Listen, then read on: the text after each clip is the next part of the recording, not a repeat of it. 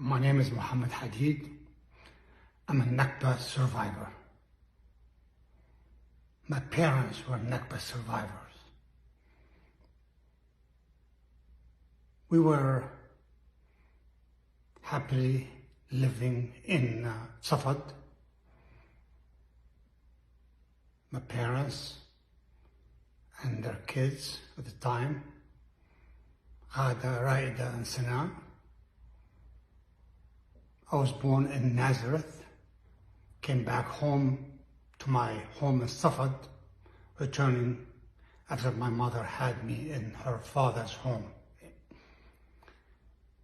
We were kicked out, locked us out.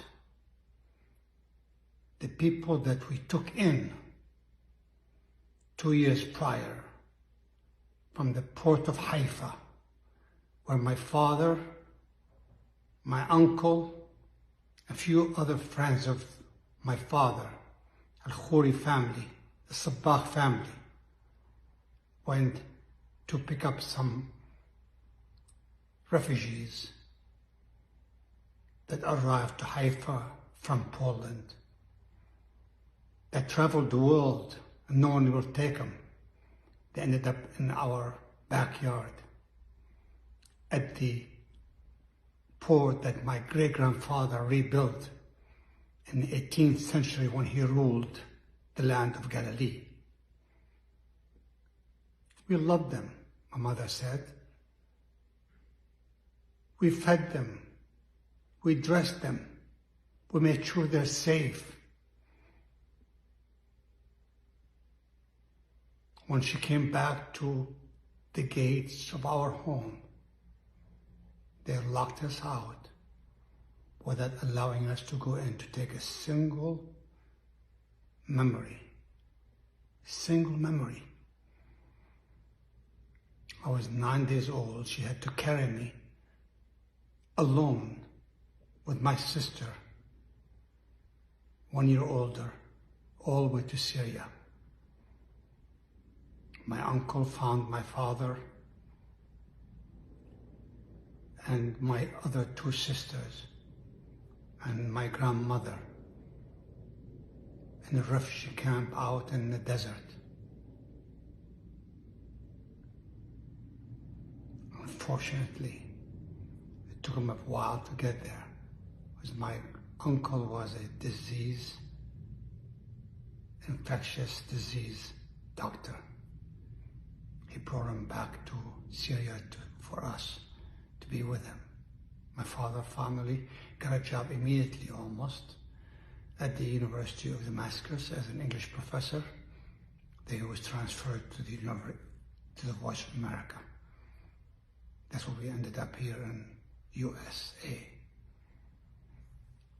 A lot of unfortunate people kept and stayed behind in refugee camps all over the world, in Jordan, in Egypt,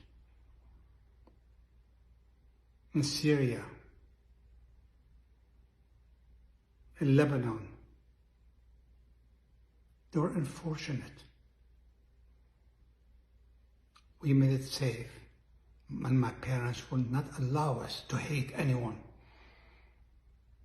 It not made us hate the Jews. They said they were distressed and oppressed. They gave them a home. They did not realize they were going to kick them out of our home. My saddest moments, I can say that my mother asked me to promise her a promise that when she dies, to be buried with her parents in the cemetery in Nazareth, next to her grandfather, great-grandfather, and her sister. I did not do that one single thing. Not that one. Not the one she really wanted at her death bed. I would never forget that. I would never forget what the Zionists have done to us. They destroyed families, separated them.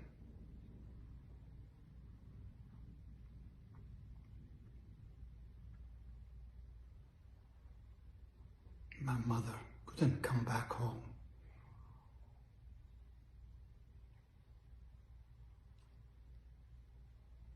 Alive or dead.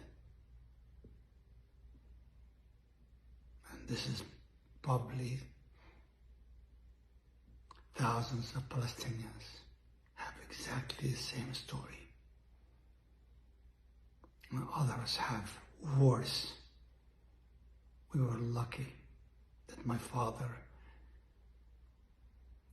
and thousands of others, thousands, educated people have been sucked into the Arab world and Europe as educators, engineers, doctors. No, Palestine was full of educated people. It was a vibrant country. Safed had more than 75,000 people living there. They murdered most of them. Murdered. There were massacres outside Safed and Safed.